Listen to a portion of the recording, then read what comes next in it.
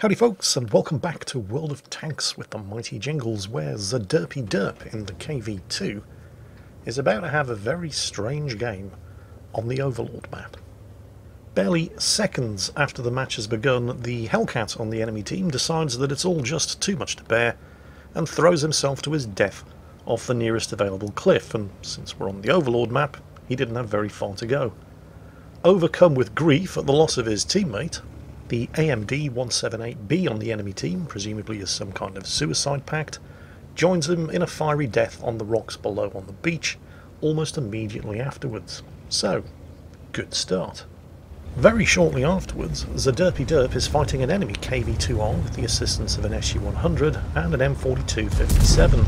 The SU-100 finishes off a T-34-85 who, completely oblivious to the threat on his flank, wanders straight into the line of fire, and between the three of them, they are able to take out the KV2R, with the M42-57 getting the killing blow. This appears to have upset the SU-100. Not content with getting the kill on the T-34, apparently the KV2 had his name on it as well, so he team-kills the M42. Derp, understandably anxious at this close proximity to such a trigger-happy member of the blue team, takes steps to preemptively defend himself. And then, in the dying seconds of the match, Derp is presented with something of a quandary. He only has one shot loaded, and there are still two enemy tanks that need to die. What oh what is a KV2 to do under circumstances like this?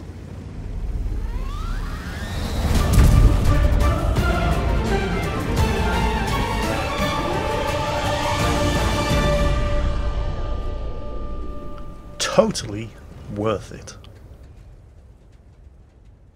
You know, I'm really not sure what this fascination appears to be with the blue team and why so many players seem so keen to be a part of it. Ace 1918's KV2 here just took a hit in the rear of the turret from a T-28, but the only T-28 behind him is on his team. This T-28 appears determined to be on the blue team too. What is it about the blue team? Do they just throw the best parties or something? And it's either a very brave or a very foolish T-28 who tries to mess around with a KV2 on his own team, because the KV2, if you upset him enough, is easily capable of one-shotting you. Then again, that's pretty clearly exactly what this T-28 wants. It's not that he wants to be on the blue team, he wants to see how many members of his own team he can persuade to jump ship and join the blue team. And he's going after slightly easier prey, the tank destroyers on the top of the hill. He's already managed to nudge the Su-85 off the cliff, although without causing any actual damage, other than to his pride, and now he's doing pretty much exactly the same thing to the M43. How long do you think he can keep this up until somebody loses their temper?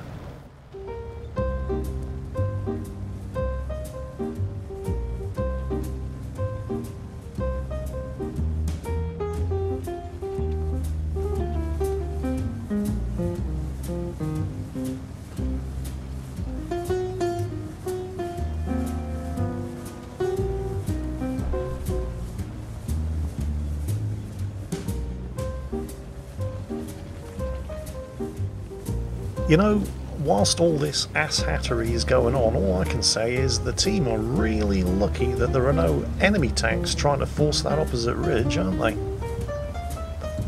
So far.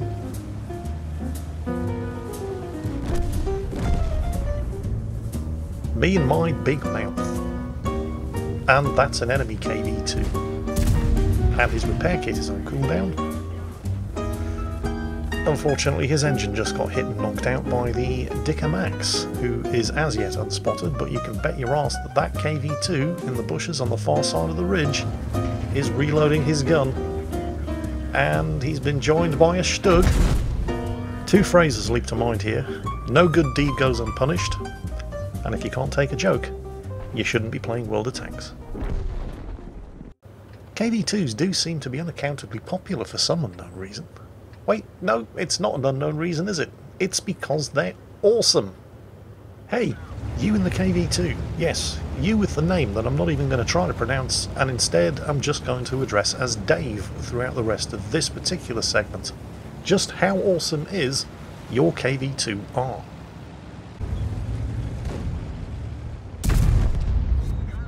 Seems pretty awesome from here. How about from a different angle? And yep, seems pretty awesome from this angle too. Can we make it 3 kills with 3 shots? The votes are in. The judges say yes we can. Hey Mr. Panzer, do you have time to stop and talk about our Lord and Saviour? 152mm high explosive. No, you're busy? You got plans? It's fine. The T-150 thinks that KV2 has forgotten about him. The T-150 thought wrong. So far, Dave is 6 shots for 6 kills, and yet, for some strange reason, it just doesn't quite seem to be enough. Even the glorious example of the instant deletion of victim number 7 doesn't seem to be stirring the rest of his teammates to their patriotic duty. In fact, they all seem to be depressingly keen to see who can commit suicide the fastest. Come on team, we're not allied with Japan anymore. The Pact of Steel was dissolved in 1941 when the fascists decided to kick the front door in. Do try to keep up with current events, why don't you? So, Dave, you're about to go 8 shots for 8 kills. Tell us, just how awesome is your KV2R? Yeah, apparently just not quite awesome enough. Right, well that's quite enough horsing around, it's time to get serious. You may be aware... Oh, a little kitten has just jumped into my lap. She appears to want to take over my job and do commentary on World of Tanks videos. No, Akazuki. You go and do important kitten business. I'm doing important YouTube business here. Okay, she's gone. Right, yes. You may be aware that with the advent of patch 1.5 in World of Tanks, we have a bunch of new Swedish medium tanks. In fact, I did a video on one of those new Swedish medium tanks, this one, the UDES 14.5, last week. And today you're getting another one. This is Stein 1942 in the UDES 14.5. What's special about these Swedish medium tanks is their hydro-pneumatic suspension. Very similar to the Swedish tank destroyers, but it works in a completely different way. Well, not completely different, it's basically the same thing. But on the medium tanks it's automatic, you don't have to activate it. The suspension kicks in when you drop below 10 km per hour, and it deactivates when you exceed 19 km per hour. And when it's active, it does pretty much exactly what that thing over there is doing. It gives you 13 degrees of gun depression. Very nice, I'm sure you'll agree. Not that Stein is actually using the hydro-pneumatic suspension at the moment. I mean, he is. It's active whether you want to or not, that's the whole point of it being automatic. You can tell when it's active by the little crosshair icon in the bottom right quadrant of the aiming reticle. But he's not in a position where he's actually getting any use out of that hydro-pneumatic suspension. At least, not now. No, he's in a position where he's getting use out of this 105mm gun.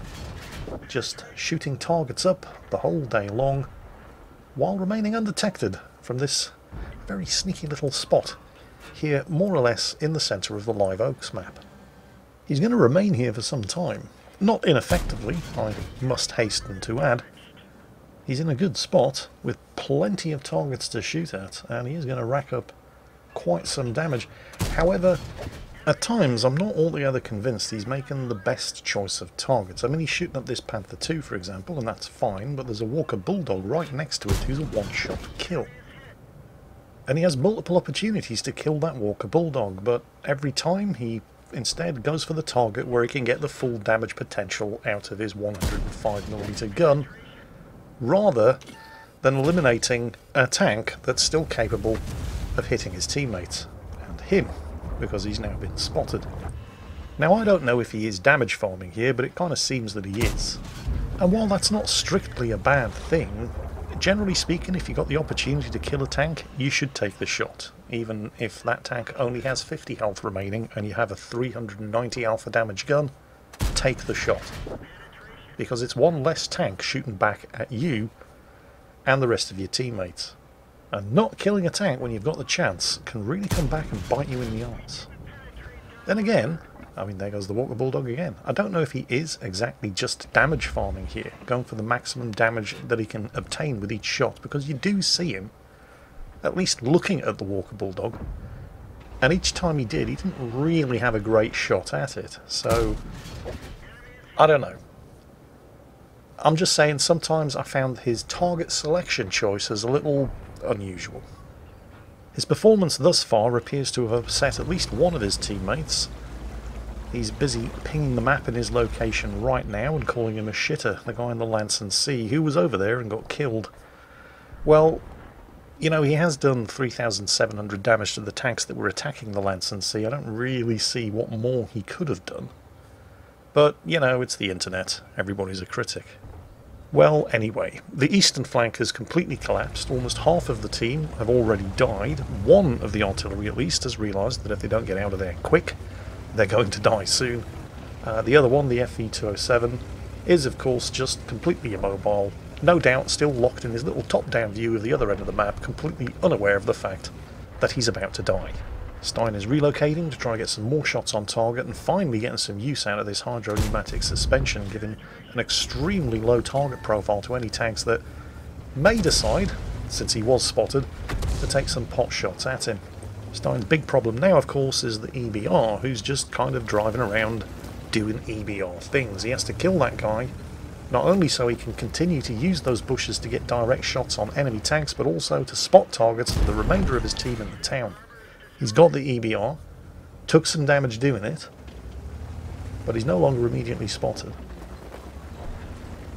Unfortunately, more than half of his team are now dead, and despite having done over 4,000 damage, that EBR and that Progetto were the first two things in this game that Stein has actually killed.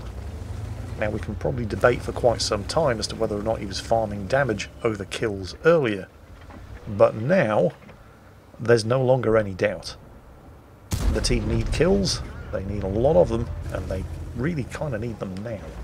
Now, with the death of the Panther II, and with a Charioteer and a T-69 standing by ready to engage any further targets that Stein spots, like the Pantera over there, I think it's likely that the enemy team are no longer in any great rush to cap, if they were ever trying to cap in the first place. But preventing a cap suddenly becomes the least of Stein's problems, because the enemy team has two of these tanks, and he's about to become the filler in a UDES 14-5 sandwich. But these two enemy tanks have something that Stein doesn't. They have the 90mm gun, which only does 240 average damage. Stein has been playing this tank a little bit longer, has accumulated a little bit more experience, and has the 105mm gun, which does 360 average damage.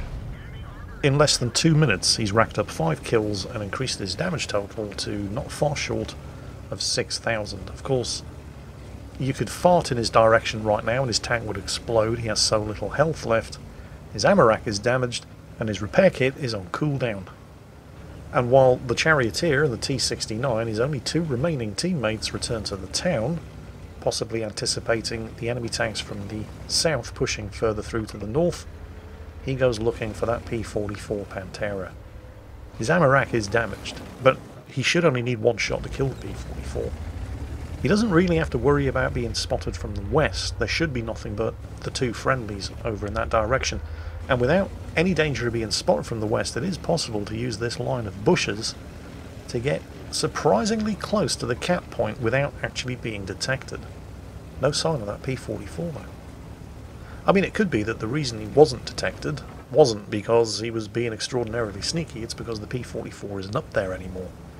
And he has had the time to bug out on the far side of the railway tracks without being spotted while Stein was dealing with the two enemy Swedish medium tanks. But he wants to be sure, because you don't really want to go down to the south looking for a P-44 Pantera only to find him behind you, because then you will become the unwelcome recipient of some very rough and violent surprise butt sex, all because you didn't take the time to properly clear your quarter. So Stein is being particularly anxious to make sure that that P-44 is not lurking somewhere up there in the northwestern end of the map after all. He's using every available piece of concealment. Although this is the moment of truth now, crossing the open ground here. You'd think by now that if the P-44 was up here, either Stein would have seen him, or the P-44 would have seen Stein, and either he'd be dead or his sixth sense would have gone off. But that hasn't happened. So I think at this point we're all reasonably sure that the P-44 did in fact take the opportunity to bug out to the south while Stein was dealing with those two enemy Swedish mediums.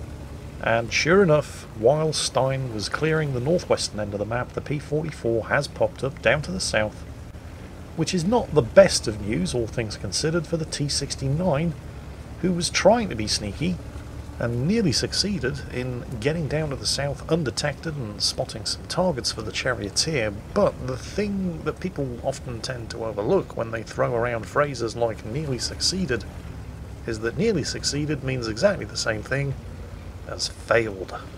The P-44, who remember is a one-shot kill, very wisely did not try to take on the T-69 himself and instead just kept him spotted for artillery. So, 2 against 4. The Charioteer is quite understandably in no rush to leave his hilltop campsite. He's as much of a one-shot kill as Stein is. So it's going to be a question down here of whether or not Stein is able to spot anything that the Charioteer is going to be in a position to help him with. And given how far away the Charioteer is, that is by no means guaranteed. But Stein does have one ace up his sleeve, that hydro-pneumatic suspension, which allows him to peek over ridges like that railway line without revealing, well, much of anything at all. But as long as he stays on this side of the railway tracks, he's getting no direct fire support from the Charioteer, and in circumstances like that, you're either quick or you're dead.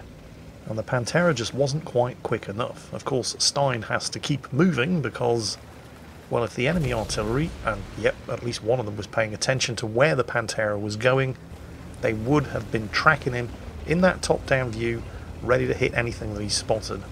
At least one of them had the sense to do that, but they weren't quite quick enough on the trigger. And Stein was able to keep moving quickly enough that, well, the shot barely landed in the same postcode. Now, of course, they're completely aware that there is a threat on their eastern flank. And yet still the Charioteer is not moving from that hilltop camping position. I mean, to be fair, the Charioteer is a one-shot kill if he gets spotted by anything surviving on the enemy team.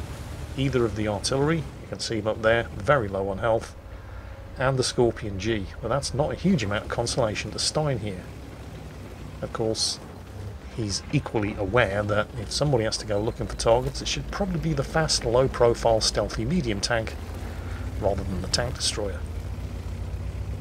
The question is, of course, if he does run into any enemy machines, are they going to be in a position where that Charioteer is going to be able to shoot at them? Because while this 105mm gun does have pretty hefty alpha damage, it has a really slow reload. And Stein's not really in a position to kill anything by ramming it. Certainly not with 24 health remaining and 35mm of hull armour. The thing is, if the enemy tanks are still in their last reported position, they're in low ground, and the Charioteer can't hit them from where he is.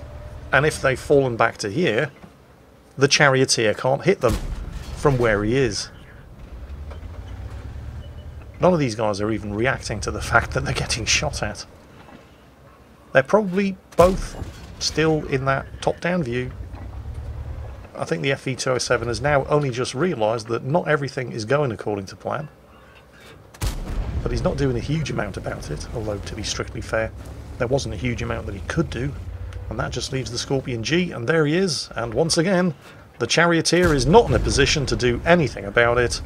And so Stein has to do all of the hard carrying himself. But hey, at this stage of the match, he should be pretty used to it by now. 9 kills, Radley Walters medal, ace tanker, a whole clutch of other awards, and just short of 7,000 damage done.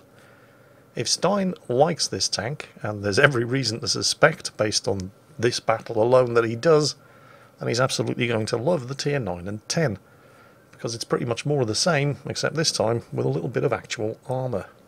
And if you lot have enjoyed this video half as much as Stein is clearly enjoying this tank, then my work here is done.